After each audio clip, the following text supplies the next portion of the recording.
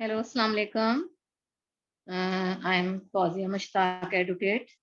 I'm ex-member of Karachi Bar Association and High Court Bar Association. I'm 20 years experience in criminal cases, civil cases, family cases, guardian ward cases, and I have a lot of experience in these cases. आज हम यहाँ जो lecture के लिए आए हैं उसका मौजू है डोमेस्टिक वायलेंस। असल में मैं तो इस चीज़ से बहुत ज़्यादा इसलिए वाकिफ़ हूँ कि लाज़िम मेरे पास as a lady family cases बहुत ज़्यादा होते हैं, जिसमें गार्डियनशिप भी है, जिसमें खुला के केसेस भी हैं और जिसमें कंजुगल राइट्स के केसेस भी हैं, जिसमें क्रिमिनल केसेस भी हैं। तो डोमेस्टिक वायलेंस में बहुत हद तक वैसे ही हमें नज़र आता है हर जगह पे। तो आज हम इस पर बात करने जा रहे हैं, तो मेरे ख़्याल में इस पे आ जाएँ कि डोमेस्टिक वायलेंस की डेफिनेशन जब इसकी हम लेते हैं तो ये जो एक शॉर्ट सी है वो ये कि abuse behaviour from personal relationship leading to physical harms और मेंटल हार्म्स। अच्छा, अब इससे जो मुतासरा लोग हैं जो इस सर्कल में आते हैं वो पार्टनर भी हो सकते हैं, एक्स पार्टनर भी हो सकते हैं, अदर रिलेटिव्स भी हो सकते हैं, फ्रेंड भी हो सकते हैं। दरअसल डोमेस्टिक इस्तिलाह इस वक्त इस्तेमाल होती है जब ऑफेंडर और विक्टिम में कोई क्लोज रिलेशनशिप हो। इसमें मैं एक छोटी सी बात का जिक्र करते चलूं क्योंकि लोगों के जहन में ये चीज़ें होती हैं कि ज़्यादातर जो है लेडीज़ के ऊपर तशद्दुद होता है और डोमेस्टिक वायलेंस में ओनली फॉर जो माइंड लोगों के बनते हैं वो ये बनते हैं कि लेडीज़ विक्टिम होती हैं इसके अंदर। हस्बैंड ही वाइफ पर जो है वो फिजिकल मेंटली जो थ्रेट करते हैं उसको वो डोमेस्टिक वायलेंस में ले आते हैं। हालांकि ऐसा नहीं है। इसके अंदर बहुत सारी चीज़ें हैं जो इसकी डेफिनेशन में मैं आगे बताऊंगी जो एक्ट है इसका। इसमें देखें सबसे पहले तो जो है नूर मुकद्दम केस को ही देख लें। उसके अंदर वो दोनों फ्रेंड्स थे, वो भी डोमेस्टिक वायलेंस में आया है वो केस। तो इसमें सिर्फ जो है लेडी का हमारे उसमें नहीं होता कि हस्बैंड और वाइफ हैं। इसमें दोस्त भी आते हैं, इसमें बाप बेटा भी आते हैं, भाई भाई पर भी जो है वायलेंस कर सकता है। मतलब मारपीट शुरू कर दें उनको कि भाई आप स्कूल जाएं और आप क्यों नहीं गए। अब उसको बुरी तरीके से थ्रेट करना, हाथ उठाना, ये भी डोमेस्टिक वायलेंस में आता है। इसकी बहुत सारी काइंड्स हैं। सबसे पहले तो हम आ जाएं इसकी काइंड्स के ऊपर। फिजिकली ले लें। फिजिकली वायलेंस जो है वो ये है कि आप किसी को मारें, उसको रख कर एक आपने थप्पड़ मार दिया, कोई डंडा मार दिया, चप्पलों से उसकी पिटाई करनी शुरू कर दी और मतलब आप फिजिकली उसको जो है ना अ, करें, बीट करें, तो उस पे आ जाएगा कि ये फिजिकल वायलेंस है। अच्छा, अब आ जाए इमोशनल वायलेंस। सेकंड जो इसकी काइंड है वो है इमोशनल वायलेंस। इमोशनल वायलेंस जो है वो तो मतलब बहुत ही ज़्यादा है। इसके अंदर आपको मैं बहुत सारी चीज़ें भी बताऊंगी जो देखने में आती हैं। इमोशनल ये है कि किसी के जज्बात को मजरूह करना, जो चीज़ें उसको हर्ट करती हैं, उसके सेल्फ कॉन्फिडेंस को हर्ट करती हैं, उसको सामने लेकर आना। इसकी बहुत छोटी-छोटी मिसालें मैं आपको इसलिए दूँगी कि मैं एक प्रैक्टिसिंग लॉयर हूँ। लाज़िम मेरा कोर्ट में इसी तरह के केसेस में मैं रहती हूँ इन, तो मैं वहाँ देखती भी हूँ, तकलीफ़ भी बहुत उठाती हूँ। बाज़ दफ़ा तो जो मेरे साथ मेरे एसोसिएट होते हैं, उनकी आँखें भी जो है ना वो बहुत ज़्यादा हो जाती हैं कि ये हमारी बर्दाश्त से बाहर हो जाती हैं ये चीज़ें देखकर। लेकिन फिर भी लाज़िमन लॉयर हैं, वो सब चीज़ें फ़ेस करनी पड़ती हैं वहाँ पर। तो इमोशनल का आपको मैं बहुत अच्छी बताऊँगी। अब हमारा एक केस है, उसके बहुत अच्छी मैं आपको एग्ज़ाम्पल दे रही हूँ कि हमारे जैसे केस है, गार्डियन वार्ड का केस था। उसके अंदर उनकी मैरिज तो इंटेक थी दोनों की, लेकिन वो अलग हो गए थे, बच्चों से मीटिंग करवा नहीं रहे थे। फादर का भी मतलब बच्चों से मोहब्बत तो ये है कि आप बच्चों की वेलफेयर के लिए उनको कोर्ट में ना आने दें। कोई ऐसा बीच का रास्ता निकालें जिससे सारी चीज़ें हल हो जाएँ, लेकिन नहीं। वो अपनी अना को बीच में रखते हुए दोनों कोर्ट में आए। फादर ने केस फाइल किया। जब मीटिंग अलाउ हो गई तो अब जो वाइफ थी वो एक तरफ बैठी थी, लेकिन उसको किसी भी तरीके से उसको इमोशनल जो है ना हर्ट करना था। तो उसने बच्चे से मीटिंग करने के बजाय, बच्चे को, छोटा बच्चा था बहुत, मेरे ख्याल में 3 इयर्स का था, उसको जो मतलब 2 आवर्स की जो मीटिंग थी वो उसने उसको खड़े करके की। उसको हाथ पकड़ के खड़ा किया और उसको नहीं देख रहा था, वो बाहर विंडो की तरफ। अब वो जो मदर थी वो बहुत परेशान थी क्योंकि बच्चा बीमार भी था। तो बार-बार मुझसे आके मेरे जो एसोसिएट थे उनसे कह रही थी कि मैडम से कहें कि मीटिंग नहीं कर रहा है, ये सिर्फ़ मुझे जो है इमोशनली जो है ना कर रहा है। लेकिन हमने उसको समझाया तो ये इसकी एक पॉइंट होती है। दूसरी जो होती है इसकी काइंड, वो ये होती है कि सेक्सुअल अब्यूज़, अ, किसी की मर्ज़ी के खिलाफ जाकर उससे जो है इस तरह की मीटिंग करना, ख़ास तौर पे जो मैरिड कपल्स होते हैं उनके लिए, ये भी डोमेस्टिक वायलेंस में आता है। दूसरी जो चौथी जो हमारी है वो सबसे अहम है, वो है इकोनॉमिकल अब्यूज़।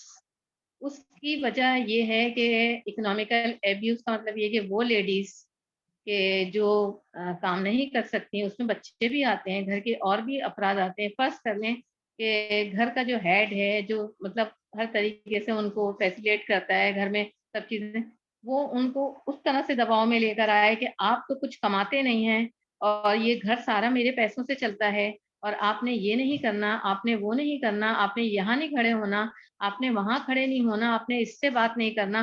तो ये एक तरीके से इकोनॉमिकल अब्यूज़ है।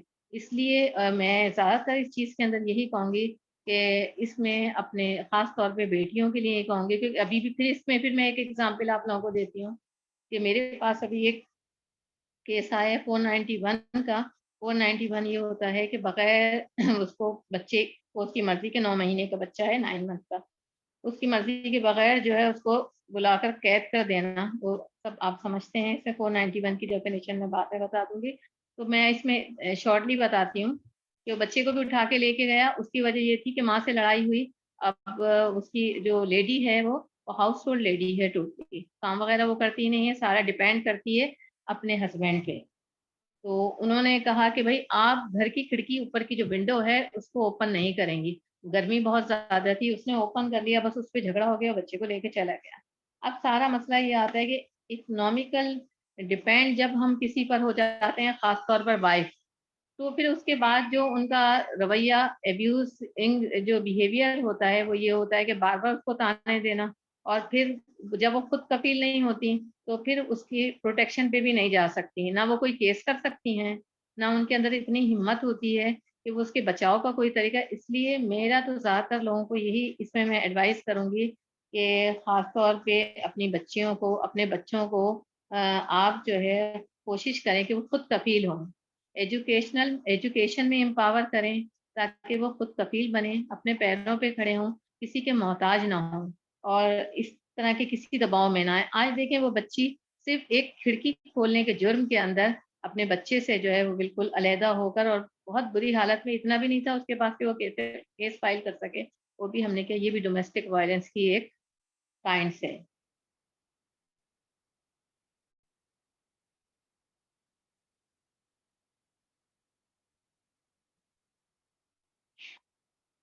इसके अलावा हिरासमेंट है कि जो है आप जो है उसको किसी भी तरीके से जो है हिरास करें, कि आपने आपने किसी चीज़ से डराना है उसको, उस किसी चीज़ की धमकी देना है उसको, ये भी इसमें वायलेंस में आता है। इसके अलावा जो है, जो लास्टली जो इसकी काइंड्स हैं वो स्टॉकिंग है।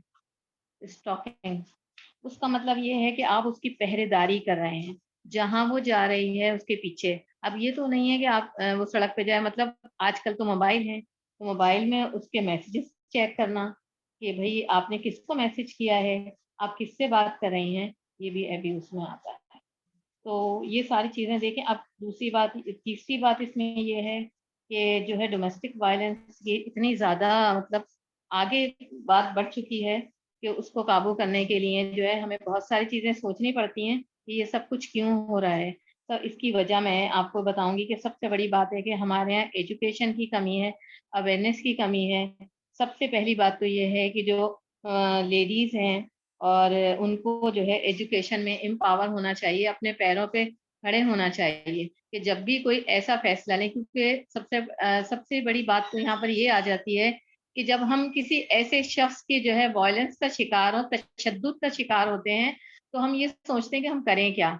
हम करेंगे तो सबसे पहली जो बात आती है वो इकोनॉमिकल डिपेंडेंसी की बात आती है कि हम डिपेंड करते हैं कि हमारे पास क्या है। हमारे पास कुछ नहीं है तो हम केस फाइल नहीं कर सकते, तो इस वजह से भी परेशान हो जाते हैं।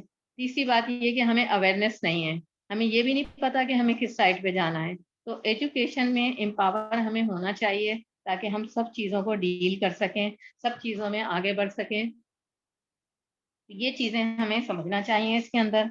और तीसरी बात मैं आपको ये बताऊं कि डोमेस्टिक वायलेंस एक्ट जो है वो आया है 2013 के अंदर, 13 में आया, लेकिन उसके बावजूद भी इसमें लोगों को मालूमात नहीं थी कि जो है ये इस तरह का कोई एक्ट है, और ना ही कोई इस पर कोई केस फाइल हो रहा था। उसके बाद जो है कोई पिटीशन फाइल की गई हाई कोर्ट में सलाउद्दीन कंवर साहब के पास, जस्टिस सलाउद्दीन कंवर साहब के पास। उसके बाद ये एक्ट जो है इसने रन किया, और अब माशाल्लाह इसके अंदर जो है केसेस फाइल हो रहे हैं डोमेस्टिक वायलेंस पे कोर्ट के अंदर। लोगों को पता चल गया है कि हमारे जो है क्या राइट्स हैं। हम एक रिश्ते में रहकर भी केस फाइल कर सकते हैं, वरना ज्यादातर लोगों का ख्याल ये होता है कि अगर हमारी डाइवोर्स हो गई है तो हम फिर केस में जाएं, और ये अगर डाइवोर्स नहीं तो हम खुला ले लें या मेंटेनेंस करें। उनको ये नहीं पता होता कि जो तशद्दुद होता है इसमें आप शादी के, आपकी मैरिज इंटैक्ट है उसके बावजूद आप जा सकते हैं और अपना जो है केस फाइल कर सकते हैं। तो ये चीज़ें इंफॉर्मेशन उनको अब पता चलने लगी हैं इसके तहत कि ये सारी चीज़ें होती हैं और इस तरीके से। लेकिन सबसे बड़ी बात है कि जब हम इस चीज़ का शिकार हों तो हमें किन चीज़ों को देखना चाहिए कि इसको हम किस तरीके से रोक सकते हैं, क्योंकि क्या कर सकते हैं। तो सबसे पहले तो हमें ये देखना होगा कि जिस बंदे के हम डोमेस्टिक वायलेंस का शिकार हैं, वो किस तरह का है। या तो उसकी तरबियत का ऐसा असर है, या फिर जो है वो नफ्सियाती मसला है। लेकिन नफ्सियाती जब भी मसला होगा तो उसका हम इलाज करा सकते हैं किसी साइकोलॉजिस्ट को दिखाकर, दवाई देकर। लेकिन अगर तरबियत का मसला होगा तो बहुत मुश्किल है कि हम उसका कोई इलाज करवा सकें। तो उसका बेहतरीन तरीका ये होगा कि उस आदमी से हम छुटकारा हासिल करें। कि फर्ज कर लें कि हमारे हाथ के अंदर अगर गैंग्रीन हो जाता है तो हम उसको लेकर नहीं घूमेंगे, उसको वहां से काट देंगे, क्योंकि वो बदबू कर जाएगा। उसको इसी तरह लेके घूमते नहीं रहेंगे, उसको काट देंगे उस जगह को काट देंगे, ताकि बाकी का हाथ हमारा सलामत रहे। जिंदगी बंदे को एक दफा मिलती है, बार बार नहीं मिलती वो जिंदगी। तो हम ये महसूस करें कि क्या हमारी जो लाइफ है वो मीनिंगफुल है, क्या हम अपनी लाइफ में हैप्पी हैं, और मतलब कोई हमें मुतासिर तो नहीं कर रहा है, कोई हमें डैमेज तो नहीं कर रहा, किसी का हॉस्टाइल एटीट्यूड हमें बुरी तरीके से हिट तो नहीं कर रहा है। तो ये सारी चीजें हम उस वक्त सोचेंगे कि जब हमें इसके बारे में इंफॉर्मेशन होगी। तो अब अल्हम्दुलिल्लाह इसके ऊपर बहुत काम हो रहा है। अभी रिसेंटली 2023 के अंदर ही फर्स्ट क्लास मजिस्ट्रेट के पास जो है क्रिमिनल पिटीशन भी फाइल की गई है इस सिलसिले में, और उसमें ऑर्डर भी जो है उन्हीं लेडी के हाथ में हुआ है। तो ये सारी चीजें सामने आ रही हैं कि ये, उसके अलावा ये फर्स्ट क्लास मजिस्ट्रेट के पास जो है ये केस हम फाइल कर सकते हैं। इसमें फाइन भी हो सकता है, क्रिमिनल पिटीशन कहलाती है। सेक्शन 3 भी लगती है, 4 भी लगती है, इसमें 5 भी लगती है। तो उसके अलावा हमें ये भी देखना चाहिए कि अच्छा, दूसरी बात ये आ गई कि हमें इसमें ये देखना चाहिए कि अब प्रिवेंशन क्या है इसका। प्रिवेंशन फिर मैं दोबारा यही रिपीट करूंगी कि हमें कोर्ट में जाना चाहिए, केस फाइल करना चाहिए, क्योंकि बहुत मुश्किल काम है कि ऐसे बंदे को रोकना जिसकी तरबियत के अंदर ही शामिल है कि मैं हाथ उठा लूं या मार दूं। उसको चेंज करना बहुत मुश्किल काम है, बहुत ही मुश्किल काम है कि उसको हम चेंज कर सकें, उसको चेंज कर सकें। तो बेहतर ये है कि हम उससे छुटकारा पाएं और अपनी ज़िंदगी को बहुत अच्छा गुजारें। और अल्हम्दुलिल्लाह अब हमारे यहाँ भी अवेयरनेस आ चुकी है सारी चीज़ों की, हम भी समझ चुके हैं, एक्ट भी आ चुका है, रन भी हो चुका है। सेक्शन 21 के तहत जो डोमेस्टिक वायलेंस एक्ट 2013 है उसके तहत अब हम इसमें सेक्शन 21 जो है इसमें, उसके तहत कोई कमेटी भी बनाई गई है जिसके तहत आप कंप्लेन फाइल कर सकती हैं। जो कमेटी पूरे डोमेस्टिक वायलेंस को चेक करेगी। वो तो खैर हमारे मुल्क का जो सिस्टम है उसके तहत तो एक तो लोगों को लॉ का ही नहीं पता होता कि क्या लॉ है, डोमेस्टिक वायलेंस का, हिरासमेंट का नहीं पता किसी को, वुमेन प्रोटेक्शन लॉ का नहीं पता।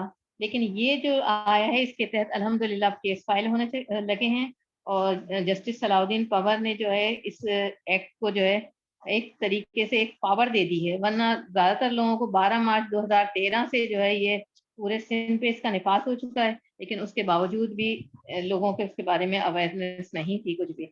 लेकिन उस पिटीशन के बाद जो है बहुत अच्छे तरीके से रन कर गया है। और मैं भी यही कहूंगी कि जो लोग इस चीज का शिकार हैं और खास तौर पे लेडीज, वो इसमें जाएं। इस अगर वो ये समझती हैं कि हम इस चीज को कंट्रोल कर सकते हैं अपने बीवी, जो कि बहुत मुश्किल काम है, क्योंकि फिजिकली, मेंटली, इमोशनली जो एब्यूज है वो बहुत ही खतरनाक है, बहुत ही ज्यादा खतरनाक है। अभी अभी रिसेंटली ही एक केस में मैं थी अपेयर, खैर वो मेरा केस नहीं था, किसी दूसरे का था, उसमें भी यही लड़ाई थी हस्बैंड एंड वाइफ की। तो उसमें उसके जो हस्बैंड थे उन्होंने दोनों बच्चों को उठाया, आप लोगों ने भी देखा होगा न्यूज पे। तो उसमें दोनों बच्चों को उठाया और उसको उनको ले गए सी साइड पे, और कहा कि तुमने मुझे बहुत थ्रेट किया है, मैं तुम्हारे दोनों बच्चों को, हालांकि मैरिज इनटेक थी, दोनों बच्चों को डुबो के मार दूंगा। और वो जो वीडियो थी वो बनाकर उस लेडी को भेजी। अब बताएं उसका क्या हाल हो रहा होगा उसका। फिलहाल उसने ऐसी मजाक में उसको इमोशनली ब्लैकमेल करता रहा, अब्यूज करता रहा, उसको लेके गया, और एक लहर आई जो बच्चों को लेके चली गई, बच्चे डूब गए और वो बच गया। उसके बाद केस फाइल हुआ। जब केस फाइल हुआ तो मदर उनकी खड़ी थी, बहुत रो रही थी केस के अंदर, लेकिन उन्होंने बताया देखिए किस तरीके से जो है उसको अब्यूज किया, किस तरीके से उसे इमोशनली ब्लैकमेल किया, लेकिन वो कुछ नहीं कर सकी। ये सारी चीजें आती हैं। इसी तरह जब गार्जियन वार्ड की मीटिंग्स होती हैं उसमें भी यही करते हैं कि उनका बच्चों की तरफ कोई इंटरेस्ट नहीं होता। मैं दोनों का ही कहूंगी कि इंटरेस्ट कोई सिर्फ अपनी अना को लेकर एक दूसरे पे, और वो वायलेंस भी बच्चों पे भी जाता है। आप ये देखें कि चिल्ड्रन भी इसके अंदर विक्टिम्स हैं। वो बच्चे जो बचपन से, जो इतने चाइल्डहुड से ये सारी चीजें देख रहे हैं, वो एक अच्छे माशरे के फर्द कैसे बन सकते हैं। उन बच्चों पे भी ये डोमेस्टिक वायलेंस जो है अटैक करेगा, इसलिए कि वो मेंटली टॉर्चर हो रहे हैं। एक तरफ से उनकी मदर ने उनका हाथ पकड़ा हुआ है, दूसरी तरफ से जो है वो उनके फादर, और उनको दोनों खींच रहे हैं। तो अब बताएं कि वो क्या, वो जब इस माशरे में आएंगे, चाहे अगर वो बेटा हुआ, तो आप बताएं क्या उसमें वो कमी नहीं होगी, क्या वो चीजें वो अडॉप्ट नहीं करेगा। तो ये उसकी तरबियत का हिस्सा बन जाएंगे। जब वो तरबियत का हिस्सा बन जाएंगे तो वो भी आगे जाके डोमेस्टिक वायलेंस ही करेगा, वो भी तशद्दुद ही करेगा। और अगर बच्ची होगी तो उसका भी यही हाल होगा। तो सारी चीजें फिर वही आ रही हैं कि हमें अल्हम्दुलिल्लाह अब इस एक्ट से अवेयरनेस भी हो चुकी है। हमें ये भी पता है कि इसके क्या काइंड्स होते हैं। हमें ये भी पता है कि हम किस तरह इससे प्रोटेक्ट हो सकते हैं। हम इसमें मतलब इसमें हम जाके petition file, criminal petition first class magistrate के पास फाइल कर सकते हैं, और उससे हम बहुत सारे बेनिफिट भी ले सकते हैं। और बात वहां पर आ रही है कि अगर आपने जो है इसकी एहतियाती तदाबीर देखनी है कि इसको किस तरह खत्म किया जा सकता है, तो उसके लिए बहुत बर्दाश्त चाहिए। और उस बर्दाश्त के को करना आसान काम नहीं होता है, लेकिन फिर आपने उस बंदे का जो कि वायलेंस कर रहा है, उस बंदे का आपने पूरा जायजा लेना है। जायजा लेने के बाद आपने जो है उसका इलाज सोचना है कि इसका क्या हल हो सकता है। कि अगर साय की प्रॉब्लम है तो उसका इलाज कराएं, और अगर बिहेवियरल प्रॉब्लम है तो फिर आप अपने तरीके से उसको ट्रीट कर सकें। मतलब मसला मतलब मिसाल के तौर पर, बहुत जैसे ही घर में घुसे तो दरवाजे को जोरदार धक्के से खोलें और कहें कि भाई ये काम करें, ये काम करें, तो आपने उसको कोई उसका एक्शन नहीं लेना है और उसको बिल्कुल अवॉइड करना है। तो आस्ते आस्ते उसका गुस्सा खत्म होगा। तो ये चीजें हैं। उसके अलावा अगर उसने कोई ऐसी चीज कही तो उसको भी आपने बर्दाश्त करना है, लेकिन ये बहुत मुश्किल काम है। तो वही कहने की जिंदगी आदमी को एक बार मिलती है, बार बार नहीं मिलती। तो मेरे ख्याल में उसको बहुत अच्छा गुजारना चाहिए, बहुत मीनिंगफुल गुजारना चाहिए, बहुत हैप्पी होके गुजारना चाहिए, ना कि हम इन चीज़ों में पड़े। तो अगर आप ये समझते हैं कि वो बंदा ऐसा है कि उसकी तरबियत का एक ऐसा मतलब बन चुका है वो, कि उसको आप सही नहीं कर सकते, पूरी आपने अपनी कोशिश कर ली। बहुत सारी लेडी ऐसी हैं जो खुला के केसेस में आती हैं, तो कहती हैं कि अब हम हमारे जब हम मेडिएशन करते हैं, जब उनसे बात करते हैं, तो हमारी पूरी कोशिश यही होती है कि एक घर खराब ना हो, किसी तरीके से बात बन जाए। तो समझाने की जब हमें मेडिएशन होती है, जब केस फाइल करने से पहले भी और उसके बाद जब केस फाइल हो जाता है, प्री ट्रायल होता है, उसमें भी जजेस की भी यही कोशिश होती है कि इनको किसी तरीके से जो है मतलब इनका घर जो है वो ख़त्म ना हो, बच्चे हैं तो वो भी इधर से उधर कोई उनका मसला ना हो। तो जब बात की जाती है, तो जब उनके मसाइल सुने जाते हैं, तो मसाइल में सबसे पहला ये होता है कि रात के 3 या 4 बजे जो है शौहर की घर पे एंट्री होती है, तो आते ही वो उन्होंने हंगामा शुरू कर देना है, नींद में से उठाना है कि खाना गरम करो, ये करो। ठीक है, चलें, वाइफ की भी बहुत सारी चीज़ें हैं कि उसको भी, लेकिन हस्बैंड को भी ख़्याल करना चाहिए इस चीज़ का कि नींद में से उठाकर किसी को बाज़ लोगों के मसाइल ये होते हैं कि हमारे पेरेंट्स आते हैं तो इनका जो है बहुत रूडली उनसे बात की जाती है, बहुत बुरा बिहेवियर उनके साथ किया जाता है, उनको बैठने के लिए नहीं कहा जाता, तो ये छोटी-छोटी चीज़ें हैं। तो अब आप अगर ये समझते हैं कि हम इन चीज़ों का हल कर लेंगे या हम इन चीज़ों का हल निकाल लेंगे, तो फिर आप उस बंदे के, और जब उस बंदे के अंदर चेंज नहीं आ सकता, तो फिर आपने कोशिश करके आपने इस एक्ट पे जो है पिटीशन फाइल, इस एक्ट के तहत पिटीशन फाइल इसलिए करनी है कि हमने माशरे को सुधारना है। हम अगर यही सोचते रहेंगे कि हमने ये सब चीज़ें छोड़ देनी है, और लोग डरते हैं, बहुत सारे केसेस डोमेस्टिक वायलेंस पे रिकॉर्ड नहीं हो पाते, बहुत कम इसलिए कि लोग डरते हैं। वो कहते हैं कि हम क्यों कोर्ट कचहरी की शक्ल देखें, हम क्यों जाएँ, लेकिन ऐसा नहीं करना चाहिए।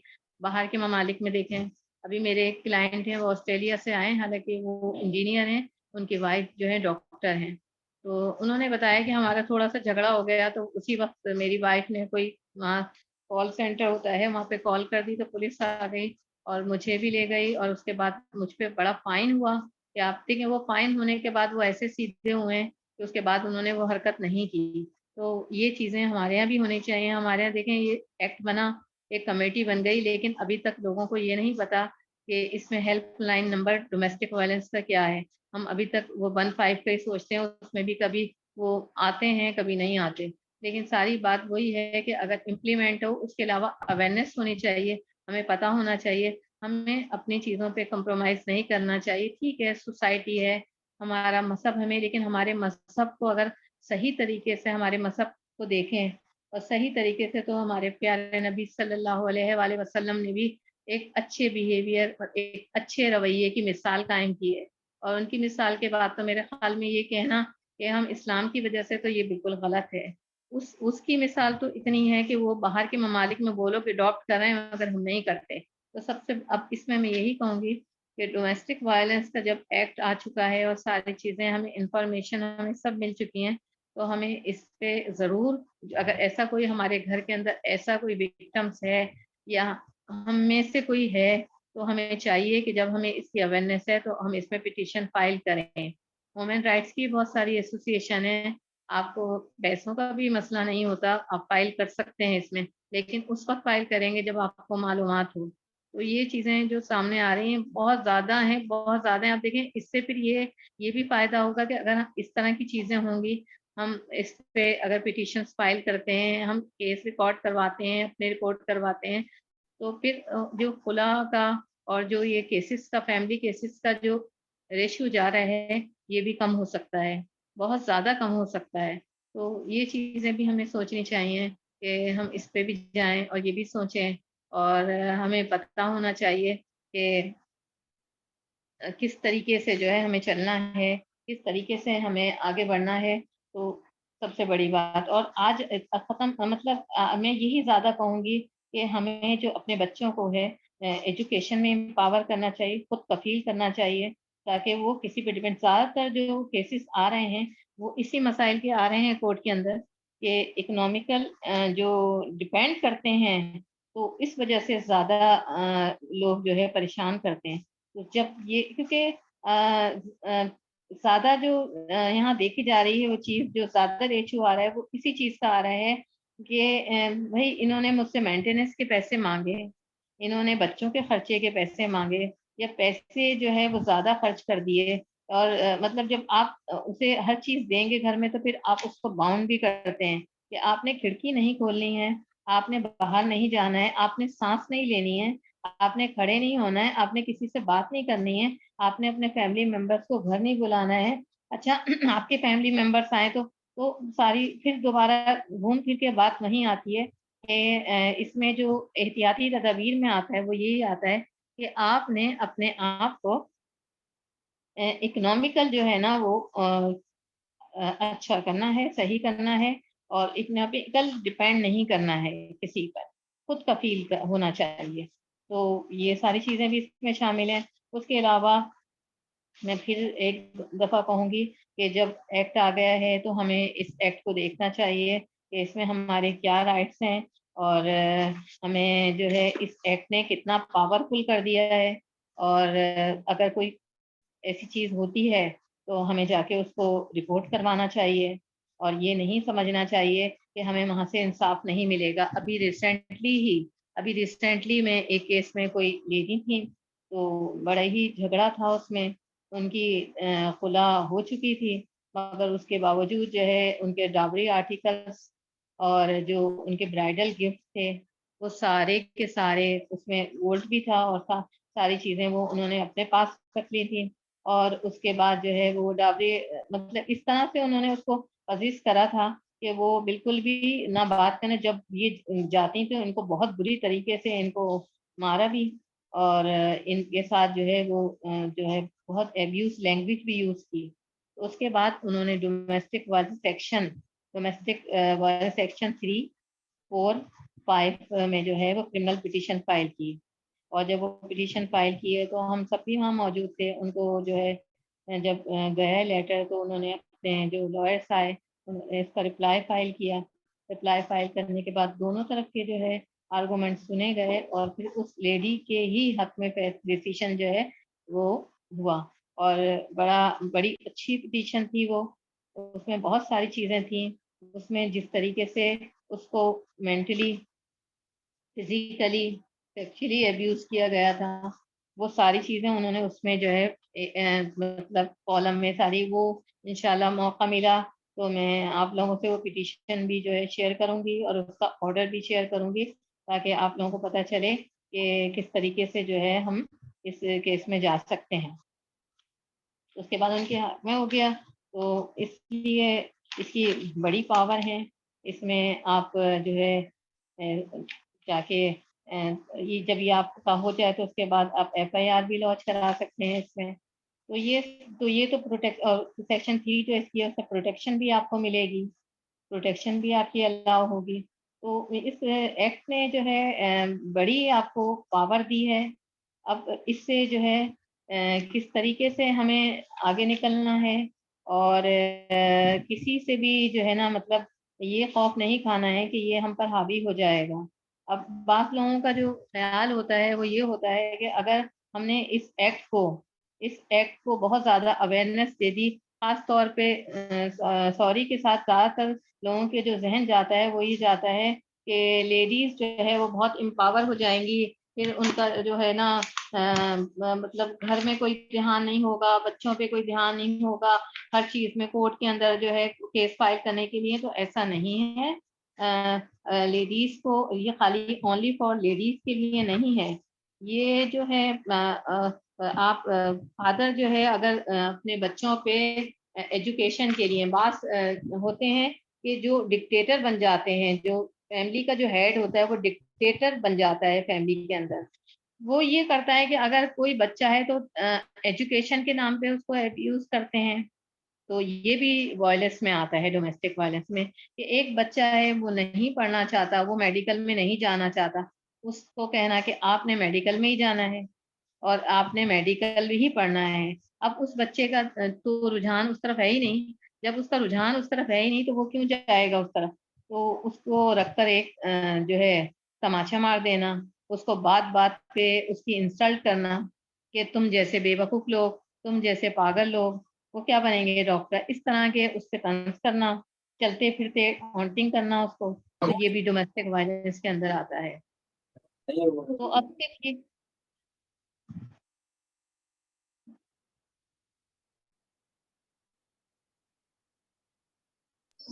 डोमेस्टिक वायलेंस में आता है। मैडम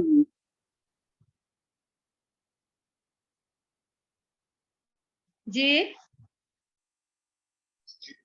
मैडम हमारे यहाँ एक इशू है, सॉरी मैंने आपको जी डिस्टर्ब किया, और मुझे बहुत अच्छा लगा जो आपने अवेयरनेस का प्रोग्राम शुरू किया है। मैंने फर्स्ट टाइम ये ज्वाइन किया था, लेकिन बात स्टार्ट जी करता जी। हूँ।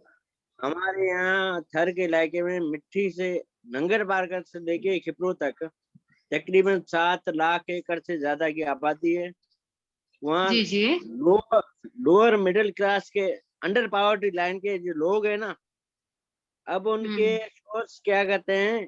अब खुदा न खास्ता ये जो एनजीओ आ गई हैं, ऊपर से कार्ड आ गए हैं, तो सारी लेडीज हम्म। होते हैं। एनजीओ भी जी जी। लोन देती है लेडीज को, और कार्ड भी आते हैं लेडीज को। अब शोहर उनको इतना प्रेशर डालता है कि तुम्हें कर्जा लेना ही लेना है।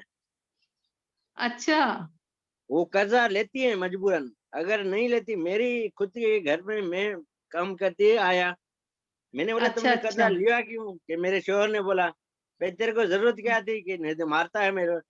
तो मैंने बोला तू तेरे को मारता है ना, तो मैं वकील हूँ, देखता हूँ कैसे मारता है, और जो तेरे से पैसे मांगने आते हैं ना उनको मेरे पास हो भेजो, तो तुम्हारा मसला हल करें। ऐसे बहुत से केसेस ऐसे हैं। बाकी मिट्टी में बाकायदे सुसाइड्स हुए हैं। क्यों, लेडी कहाँ से लाएगी पैसे। लेडी जो कर्जा लेती है वो मर्द लेके चला जाता है, वो पता नहीं क्या करता है, वो आप जानती होंगी ज्यादा। अगर इस पे कोई हम सेमिनार कराना चाहें, अगर आप कोई तावन करना चाहें, तो हम इन लेडीज को अवेयर करें कि अपने शोहर्स को कैसे रोकना है। क्यों लें कर्जा, कर्जा वो लें, इस्तेमाल मर्द करें, और हेलो। फिर। जी हाँ जी। जी, बोलिए बोलिए। हाँ, उसकी, मेरी आया, उसकी 2 बेटियां अच्छा। मजबूरन मजदूरी करती हैं, काम कर, घर का काम करती हैं, और शोहर पता नहीं कहाँ चला जाता है, महीने 2 महीने के बाद आता है पैसे लेने। हाँ और तो किस्त वो वाले, वही मेरा जी जी जी, हाँ, बोलिए किस्त वाले तो बोलिए अपने टाइम पे बोलिए। पहुंच जाते हैं। अब वो हाँ लेडीज हाँ, बिल्कुल परेशान। सही। इसकी नहीं नहीं, अवेयरनेस आपकी या बात बिल्कुल इसको सही। आप रोकने के लिए कोई। जी जी, बिल्कुल यही मैंने बताया है अभी कि डोमेस्टिक वायलेंस एक्ट आ गया। असल में पता है क्या, हमारे वही बता रहे हैं कि फुकदान है कि हमारे एक्ट हो गए, इम्प्लीमेंट हो रहा है उस पे, लेकिन लोगों को पता नहीं है। अब बेचारी औरतें जो हैं, जो जिनको नहीं पता, थोड़ी सी क्लास ऐसे लोगों की होनी चाहिए, चाहे वो मर्द हो चाहे औरत हो। ऐसी क्लास उनकी होनी चाहिए कि उनको पता हो कि हमारे राइट, उन बेचारियों को पता ही नहीं। डोमेस्टिक वायलेंस एक्ट जो है इम्प्लीमेंट हो चुका है पूरे सिंध में हो चुका है। उसके तहत आप क्रिमिनल पिटीशन, अगर आपको इस तरह का कोई, अब देखें वो गया है घर से, वो बेचारी 2 कमा रही है, लेकिन उसका उनके ऊपर दबाव है क्योंकि वो शौहर है, वो उसकी बेटियां हैं, पैसे आता है पहली तारीख को लेके चले जाता है। वो कुछ उनको चाहिए कि उसकी रिपोर्ट करें, ताकि ये वो बंदा, वही मैंने वही बात एम कही ना कि एम अनफॉर्चुनेटली वो इतनी डरती हैं कि नहीं मेरा शोहर है, मैं कैसे बोलूंगी, मैं हाँ, जैसा भी वही है मेरा मेरा मतलब शोहर है। है। यही हमारे यहाँ कॉन्सेप्ट आ गया। आप बाहर के मुल्कों में देखें, वो दोबारा फिर आके रहते हैं, लेकिन फाइन कर देते हैं फौरन कि आपने इसके ऊपर हाथ कैसे उठाया, इसकी जिम्मेदारी नहीं है कि आपका घर चलाए। आप घर भी चलवा रहे हैं उससे, सिर्फ निकाह का एक ऐसा है, जो आपने निकाह के बंधन में उसको बांध कर उसके बाद आपने उनको टॉर्चर करना है और उनसे पैसे। तो अब वही वाली बात है कि अवेयरनेस प्रोग्राम, इंशाल्लाह हमारा भी यही इरादा है कि सिंध, खास तौर पे सिंध के जो अंदरूनी इलाके हैं, उसमें अंदरूनी इस तरह के इलाके। अवेयरनेस प्रोग्राम दें। हाँ, तो उनमें बताएं, उन बिचारियों को पता ही नहीं है कि हमें हमें कितना बड़ा एडवांटेज मिला हुआ है, अगर हम उस पे काम करें, हम उस मैं पे खुद जाएं। ऐसे एम हाँ, बहुत मेहरबानी, ऐसे आपका शुक्रिया। अगर ये प्रोग्राम आप शुरू करेंगी, मेरा ख्याल है कि हम लोकल लेवल पे भी ये अवेयरनेस शुरू करें। और डरती इतनी बिल्कुल है बिल्कुल कि आया बिल्कुल। कि भाई वो बात करने के लिए तैयार नहीं है, कि आप जोर भरोगे। मैंने बोला मैं वकील हूँ, तो ये कुछ भी नहीं होगा, तू सिर्फ हम्म। बोलना कि ये मुझसे जबरदस्ती कर्जा दिलवाता है, ले ले हाँ ले जाता है, फिर मेरे को पता नहीं, मेरे मजदूरी करती हूँ और उनको पैसे देती हूँ, पैसे नहीं देती हूँ तो एनजीओ नहीं वाले नहीं, घर पे आके 10-12 लोग खड़े हो जाते हैं। देखिए कितना बड़ा अब इशू आपने उसकी सामने लाया है, ये बात आपने। और हाँ और मैं मैडम, अगर हम चाहें अपनी तरफ से तो हाँ उनकी कैसे सपोर्ट कर सकते हैं अगर वो ना चाहे? देखें, वो तो वही वाली बात है कि देखें, मर्डर के केस के अंदर भी अगर वो आके बोल दें जो कंप्लेनर है कि भाई मैं नहीं केस चलाना चाहता हूँ, मैंने माफ किया, तो आप और मैं, आप भी समझते हैं कुछ नहीं कर सकते। इसके सही लिए विक्टिम का होना तो बहुत जरूरी है। आप और सही मैं, हम सिर्फ अवेयरनेस दे सकते हैं, हम पिटीशन फाइल कर सकते हैं, केस रजिस्टर करा सकते हैं, उनको बता सकते हैं कि बहन आपके कितने राइट है, ऐसे बंदे को साथ में रखने का क्या फायदा जो मतलब आपके लिए, आप एक अच्छी लाइफ नहीं, आप खुश नहीं है, आपके पीछे एक मुसीबत लगी हुई है, तो हम उनको बिल्कुल। इस तरह से उनका जहन बना सकते हैं, गाइड कर सकते हैं। लेकिन विक्टिम के लिए तो उनको कोर्ट में खुद आना पड़ेगा ना। वो तो हम बस लोग ये तो अवेयरनेस मजबूरी दे है। सकते हैं बस। सही ये मजबूरी है हमारी कि हम, सारी सही बात है, आप देखिए रिपोर्ट केस नहीं हो रहा है, रिपोर्ट केस नहीं सही होते, ये तो सिर्फ चंद अभी केसेस हैं जो हो रहे हैं जिनमें हिम्मत है औरतों में जो सामने आती सही हैं, या मर्द हैं जो सामने आते हैं, या वो कमजोर लोग हैं जो वायलेंस का शिकार होते हैं जो आते हैं। हर किसी, हर हर कोई नहीं आता। पढ़े लिखे लोग मना कर देते हैं, नहीं भाई आपने नहीं जाना है। मैंने बताया आपको कि बच्चा उसका छीन के 9 मंथ का है, वो ले गए। सही और सही झगड़ा सही। किस बात पे हुआ है कि आप घर की खिड़की, इतनी सख्त गर्मी खिड़की में भी नहीं है। खिड़की नहीं ओपन करेंगी। अब घर वाले उसको कह सही रहे हैं कि आप, मैंने उसे कहा मैं आपका फ्री में केस करूंगी। कल मैंने पिटीशन फाइल की है 491 की, फ्री में। मैंने कहा मैं सही आपकी बिल्कुल फ्री में, बहुत रो रही थी वो बच्ची, तो करूंगी, लेकिन देखें घर वालों ने कहा कि वो तुम्हारा हश्र कर देगा, बहुत ऊंची जगह से उसका ताल्लुक है, और वो ये कर देगा वो कर देगा, आपके खिलाफ इल्जाम होंगे कोर्ट में, आपको जलील। मैंने कहा कोई जलील नहीं करता, मैं आपके साथ खड़ी होंगी। तो हमारे यहाँ जो लोगों को डराया जाता है वो इस चीज से डराया जाता है कि कोर्ट और कचहरी बहुत बुरी जगह है, वहां जाना और समझ लें कम्युनिटी, आपने अपनी और इज्जत एक कम्युनिटी तरफ। भी, हाँ कम्युनिटी में ख्वारी महसूस होती है, ये फलां औरत कोर्ट में चली गई। जी जी जी बिल्कुल, अच्छा अच्छा नहीं, हालांकि ऐसी बात नहीं है। अब मैंने उनसे ये कहा कि कोर्ट और कचहरी कोई बुरी चीज नहीं है, आप कह रहे हैं कोर्ट कचहरी बुरी चीज है, ऐसी बात नहीं है। वहां से बड़े बड़े फैसले आपको आगे पहुंचाते हैं, आपकी मदद करते हैं। बिल्कुल गलत बात है ये, वहां से आपको पता चलता है कि आप कहाँ खड़े हुए हैं। ये वकील ही है और ये जज ही है, जो जज आपको इंसाफ देता है और वकील आपको इंसाफ दिलाता है, तो ये बुरे कैसे हो सकते हैं। सारी बात वही है कि हमारे यहाँ जो है ना अवेयरनेस नहीं है, खास तौर पे सिंध के जो अंदरूनी इलाके हैं, आप तो जानते हैं, मेरा जाना होता रहता है, सही नवाबशाह है, दूसरी जगह है, मैं बहुत जाती हूँ सही इंटीरियर के अंदर। वहां सही मैं सही बहुत ज्यादा कोशिश करती हूँ कि उनको उनके इनहेरिटेंट जो उनके राइट्स हैं वो बताएं, प्रॉपर्टी के शेयर का बताएं। अब तो ये एक्ट सही आ चुके हैं, हिरासमेंट एक्ट आ चुका है, आप बताएं, सही वो पता नहीं है किसी को, हिरासमेंट कोर्टें बन चुकी हैं, सही फाइन सही उस पे वहां पे बहुत ज्यादा हो रहे हैं, वो नहीं पता उनको। तो अब सही सारी बात ये है कि अवेयरनेस हम दें भी, तो विक्टिम का भी तो होना जरूरी है। सही। Thank you very much ma'am, आपने मुझे टाइम दिया, लेकिन जो मेरे दिल में जहन में था मैंने आपको बता दिया। अगर हो सके किसी भी हिसाब से नहीं आप, हमें कुछ हेल्प चाहिए तो हम आपसे हेल्प जरूर मांगेंगे। कोई सेमिनार कराना हो या कोई ऐसी बिल्कुल गैदरिंग करानी हो तो हम बिल्कुल आपसे बिल्कुल रिक्वेस्ट करेंगे। बिल्कुल, मैं वर्कशॉप, बिल्कुल, मैं बिल्कुल वर्कशॉप की जरूरत हो, मेरी जरूरत हो, ये क्रिमिनल पिटीशन फाइल करने में मेरी जरूरत हो, सेक्शन की जरूरत हो, क्रिमिनल पिटीशन की कॉपी चाहिए, इस पे जो जजमेंट आया है जस्टिस सलाउद्दीन पंवर का, जो रन रन करा है इसने, वो चाहिए, क्रिमिनल पिटीशन, जिस तरह की भी आप हेल्प चाहिए तो मैं हाजिर हूँ। Thank you very much, thank you very much. Sorry पूरे ग्रुप को मैं सॉरी बोलता हूँ, मैंने आपका टाइम लिया कीमती। नहीं, आपने बहुत बहुत अच्छी बात बताई कि देखें लोन तक लिए जा रहे हैं, लेडीज को सामने रख के उनको प्रेशराइज करके, आपने बहुत अच्छी बात जो है ना वो सामने लेकर आए। ये भी एक बड़ा पॉइंट है कि देखें लोन भी उनके, अब वो अगर अगेंस्ट उनके कोई काम होता है तो वो बेचारी बीच में आती हैं कि उनके ऊपर जो भी एक्शन होगा वो उनके ऊपर होगा, सही लेडी पे। सही सही। Thank you ma'am, thank you very much.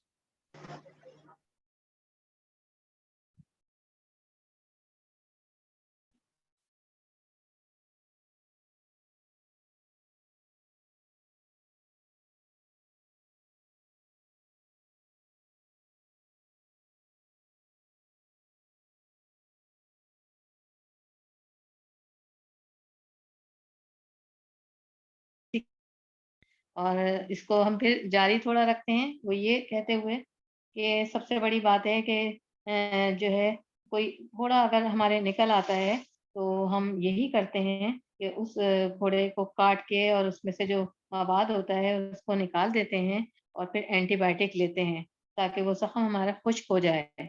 तो यही हाल इसका है कि अगर ऐसा कोई मसला हो तो हमें डरना नहीं चाहिए। अब तो हमें प्रोटेक्शन भी हो गई है डोमेस्टिक वायलेंस से, तो इस हमें आना चाहिए कोर्ट में, हमें अपने राइट्स का पता होना चाहिए और ये जो डोमेस्टिक वायलेंस एक्ट है ये हमें प्रोटेक्ट करेगा हर तरीके से। और इसमें जिस किस्म की भी कोई हेल्प की ज़रूरत हो तो मैं हाज़िर हूँ। Thank you very much ma'am. अगर इसकी मुझे वीडियो रिकॉर्डिंग मिल जाएगी? अ अ, अच्छा, इस आपको सेशन जो की है वीडियो वीडियो रिकॉर्डिंग। रिकॉर्डिंग तो इसकी नहीं होगी, आपको पिटीशन की कॉपी और जजमेंट की कॉपी मैं शेयर कर दूँगी। Thank you very much. Thank you.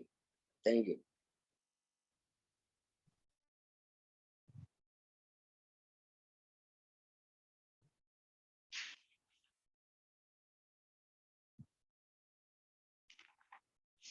और बस इस चीज़ को हम और कंटिन्यू करते हैं और अगर किसी कोई क्वेश्चन पूछना चाहे इस बारे में, सेक्शन के बारे में और फाइन्स के बारे में, प्रिवेंशन के बारे में, प्रोटेक्शन के बारे में, तो आप क्वेश्चन कर सकते हैं इसमें मुझसे। जो जिस किस्म की मालूमात लेना चाहें तो वो ले सकते हैं। मेरा नाम भी इसमें मौजूद है और अभी भी अगर कोई सवाल करना चाहे इस सिलसिले में तो मैं मौजूद हूँ। सवाल क्वेश्चन भी कर सकते हैं आप मुझसे।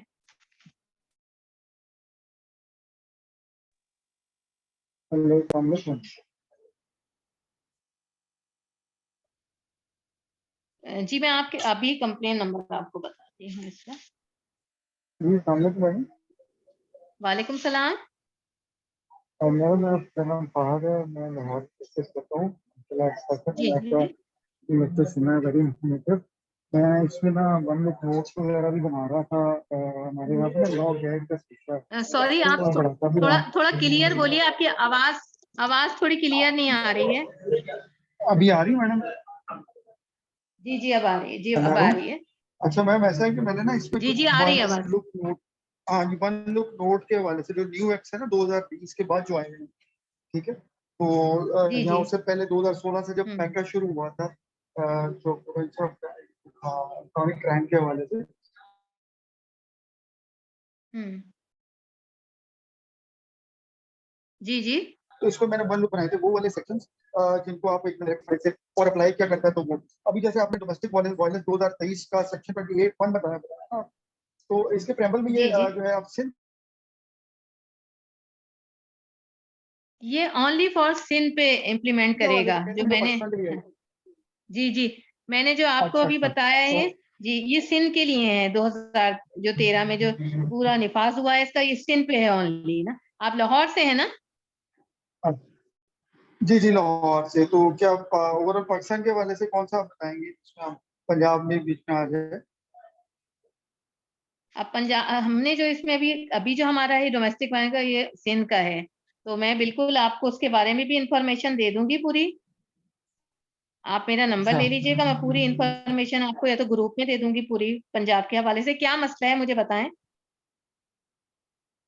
नहीं मतलब मैं उसी पे जैसे अभी आपका ये डोमेस्टिक वायलेंस वाला ना, उस पर मैं वन लुक बनाना चाह रहा था, जिसमें एक पेज पे हम्म। ना, एक पेज के ऊपर हमारे वो सेक्शन वगैरह इकट्ठे हुए थे। मैं इसको मैं भी अलग अलग शेयर कर दूंगा कि यहाँ से कहाँ से हम चाह रहे हैं। और प्लस ये है कि हरासमेंट वाला जो है वो तो ओवरऑल पंजाब पाकिस्तान का है ना जी, जिसमें अभी आपने हरासमेंट वाले की जिक्र किया, तो जी, वो तो पंजाब पाकिस्तान का। जी जी जी, हिरासमेंट का तो आपको पता है कि वो मतलब हर सूबे के अंदर जो है उसकी कोर्ट्स बनी है सारी हिरासमेंट की। तो वो ऑल ओवर तो जो पाकिस्तान पे है हिरासमेंट का, लेकिन उसके बारे में भी जी इंफॉर्मेशन लोगों को नहीं है। जी बिल्कुल ऐसे ही है। तो मैं ये चाह रहा था कि आप डोमेस्टिक वायलेंस वाला जो पाकिस्तान के हवाले से वो भी अगर शेयर कर दें तो ये हमारा एक कौन से जो है वो एक बन जाएगा ना, उसमें हम लोग सेक्शंस निकाल लेंगे, एवेल्युएट कर लेंगे, जी जी पनिशमेंट और पेनल्टीज आ जाएंगी। जी और जी अभी आपने बताया जैसे आपके वहाँ पे फर्स्ट क्लास मजिस्ट्रेट ऑथोराइज है क्रिमिनल इम्पीचमेंट को इंटरटेन करने के लिए के हवाले से ना।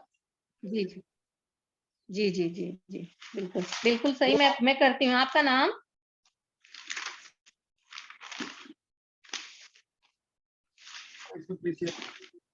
है ना, फहद। आवाज ग्रुप में आपकी अगर आप क्लियर शेयर नहीं कर हो देंगे रही। तो मैं भी इंशाल्लाह ताला इसमें इनपुट दे सकूंगा। जी जी, मैं बिल्कुल शेयर करती हूँ, पिटीशन भी शेयर करती हूँ इसमें, ठीक है। ये सो नाइस। और वो प्लस एक जजमेंट आपने बनवाई थी जस्टिस सलाउद्दीन कमर साहब जी, की। मैं जजमेंट भी आया। जी जी, अच्छा, मैं आपने वो मैम भी ये सलाउद्दीन सेक्शन क्योंकि 345 भी कौन से बताए थे? ये किस सेक्शन के बताए थे? डोमेस्टिक वायलेंस के बताए थे? सेक्शन जी 345 के डोमेस्टिक हरासमेंट के बताए वायलेंस के, जी हिरासमेंट के 3, थे? नहीं सॉरी, 4 एंड 5 हरासमेंट ये के बताए थे। डोमेस्टिक वायलेंस के हैं। जी जी, अच्छा, ये डोमेस्टिक डोमेस्टिक वायलेंस वायलेंस के के ही हैं। अंडर अंडर हरासमेंट एक्ट है नहीं? नहीं, अंडर हरासमेंट एक्ट नहीं है ये अलग एक्ट है बिल्कुल। सॉरी सॉरी सर, नहीं नहीं, ठीक है, वो डोमेस्टिक वायलेंस 2013 वाला जो आप बता रहे हैं उसका है, उसमें सेक्शन 21 भी है। और ये सेक्शन 3, 4 एंड 5 के अगेंस्ट आपने इसी तरह। जी जी जी जी, वो मैं आपको पिटीशन, जो इसमें पिटीशन क्रिमिनल पिटीशन बनती है और जो ऑर्डर हुआ उस पे अभी रिसेंटली ना, तो वो भी मैं इसमें जी जी शेयर करूंगी, ऑर्डर की जी कॉपी जी भी। और जी। उसके अलावा जो हमने फाइल की थी, हमने ही फाइल की थी इसमें पिटीशन, और उसमें ऑर्डर भी बहुत तो अच्छा हुआ है, मतलब हमारे हक में हुआ जी, है, तो वो भी मैं अभी इसमें ग्रुप में शेयर करती हूँ, ठीक है। अच्छा, एक लास्ट क्वेश्चन ये था कि मैंने सुना कि जैसे आपने बताया ना कि लास्ट 20 ईयर से माशाल्लाह आप इस फील्ड में ऑलमोस्ट ऐसे ही है मैम। सॉरी, आपका क्वेश्चन समझ में नहीं आया मेरे। मैंने कहा लास्ट 20 ईयर से आप यहाँ पे है ना इस फील्ड में। जी जी, मैं इस फील्ड में हूँ, और अल्हम्दुलिल्लाह मैं कराची बार की भी जो है एक्स मेंबर, और अभी 2022 में भी जो है हाई कोर्ट बार की मैनेजिंग कमेटी की मेंबर रही हूँ। Right right. अच्छा मैम, मैंने सिर्फ ये पूछना था कि वो जो ए टेक्नोलॉजीज आ रही हैं तो वो अफेक्ट कर रही हैं हमारे स्टॉक में। अब आप देखें ना कि उस जेनेरिक व्यू जो है वो लोग उससे जनरेट कर रहे हैं।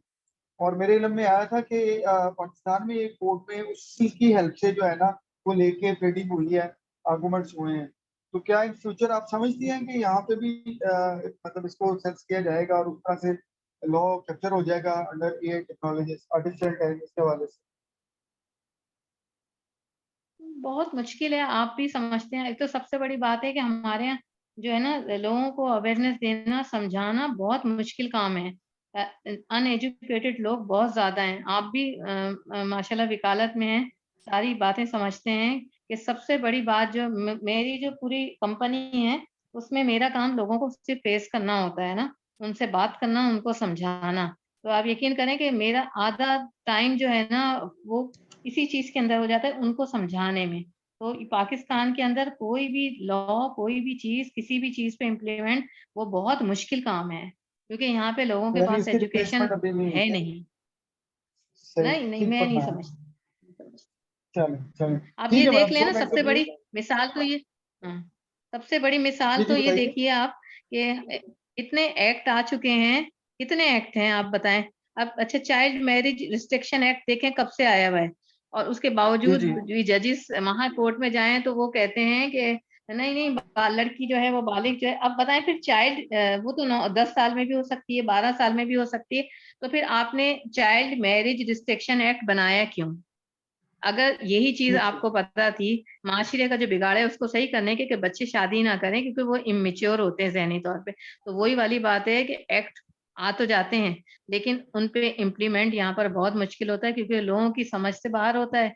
दूसरी बात, जब लोगों की समझ से बाहर होता है, जब हम कोर्ट में जाते हैं, तो वहां पर भी उस पे वही वही काम हो जाता है, क्योंकि कोई बोलने वाला नहीं होता है। और जब बोलने वाले लोग आ जाते हैं, मैं गई हूँ उस केस के अंदर, तो मैंने उस लड़की को एप्लीकेशन लगाकर, जो अंडर एज बच्ची थी, वापस उन बंदों से लेके दारुल अमान पहुंचाया, जज को बताया कि ये बहुत छोटी बच्ची है। फिर चाइल्ड मैरिज रिस्ट्रिक्शन एक्ट बना क्यों? जब आपने इनके हैंड ओवर करना था कि ये लड़की बालिग हो चुकी है इस्लामी उससे शरीयत कोर्ट के, शरीयत कभी भी उस मामले में नहीं बोलेगी जो कि माशरे में बिगाड़ पैदा करने के लिए जो चीजें सामने आए, उसमें शरीयत कभी भी बीच में नहीं आएगी। तो वही वाली आप वाली बात फिर है कि ये एक्ट सारे आ तो जाते हैं, लेकिन सारी बातें लोगों को जी बिल्कुल समझाना ठीक है। और उस पर इम्प्लीमेंट करवाना बहुत मुश्किल काम है। चलो मैम, ये एक फोरम है इंशाल्लाह ताला कि हम इसमें वैल्यू ऐड कर सकते हैं वकालत के थ्रू सोसाइटी में इंशाल्लाह। तो नाइस ऑफ यू आपके टाइम पे, ये जी जी, प्लीज उसमें अपलोड कर दीजिएगा ये जो डॉक्यूमेंट्स हैं और आप हमारी मैं अभी ग्रुप पे शेयर करती हूँ, ठीक है। जी सर, बहुत शुक्रिया।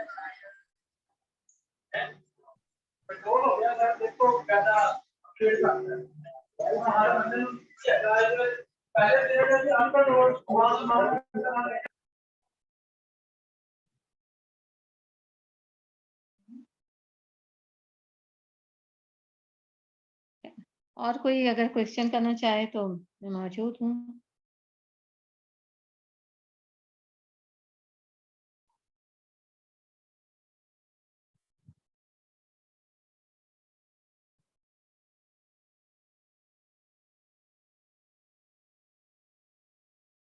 मैं इंशाल्लाह ग्रुप के ऊपर जो है ये अभी जैसी हमारी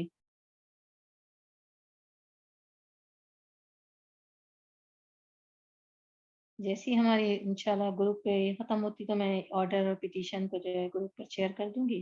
जो चाहें तो इसको देख लें अच्छी तरीके से। और मेरे ख्याल में तो बात कंप्लीट हो चुकी है।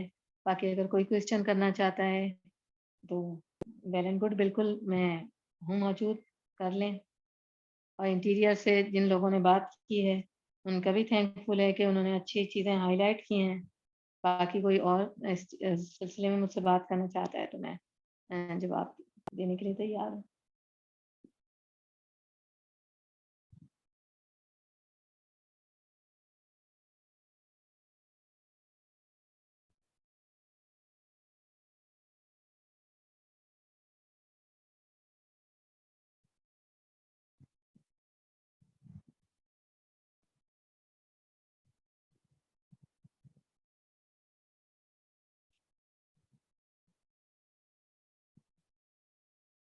चलें, आप सबका ग्रुप में जिन जिन लोगों ने ज्वाइन किया।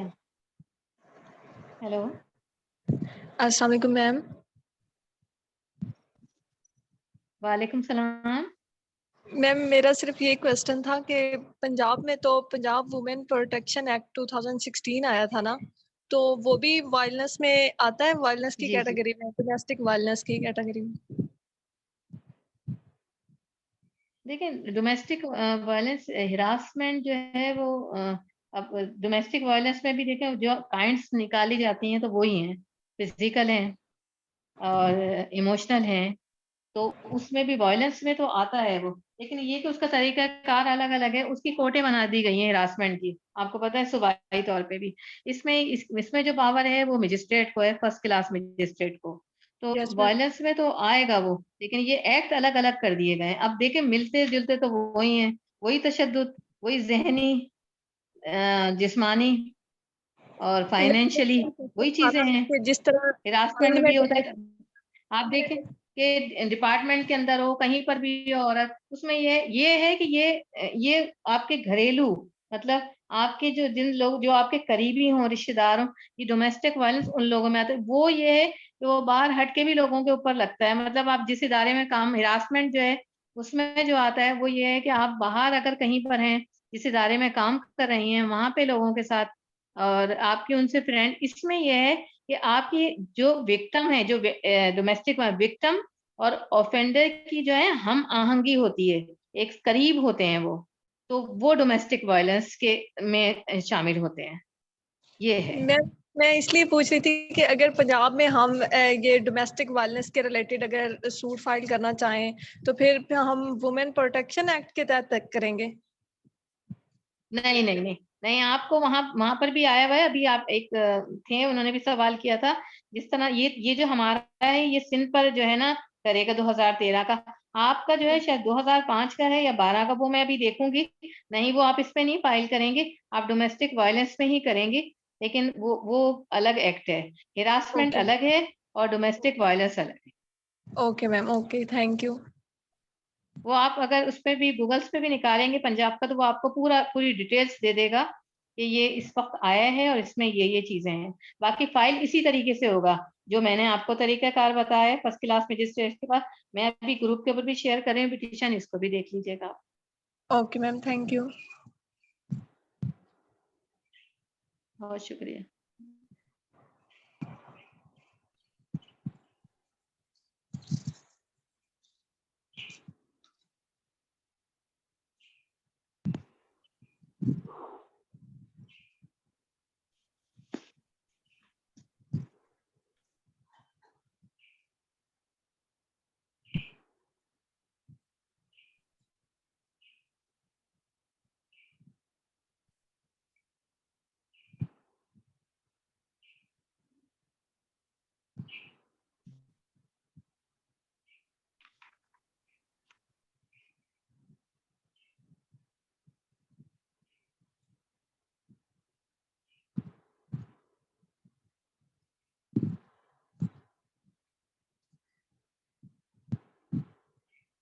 मेरे ख्याल में अब हमारा सारी चीज़ें कंप्लीट ही हो चुकी हैं।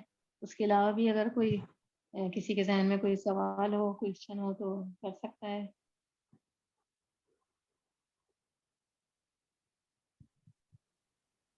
और मेरे ख्याल में टाइम भी पूरा हो चुका है, तो अब मैं भी आप लोगों से इजाज़त चाहूँगी। बाकी क्वेश्चंस और वो इंशाल्लाह मैं इसमें शेयर करती हूँ। ये हमारा वाइंड अप हो जाए लेक्चर, तो इंशाल्लाह इसके बाद मैं ग्रुप में शेयर कर देती हूँ।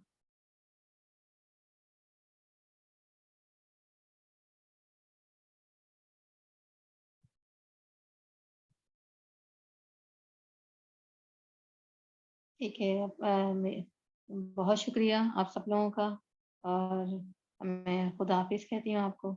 इंशाल्लाह फिर मिलेंगे।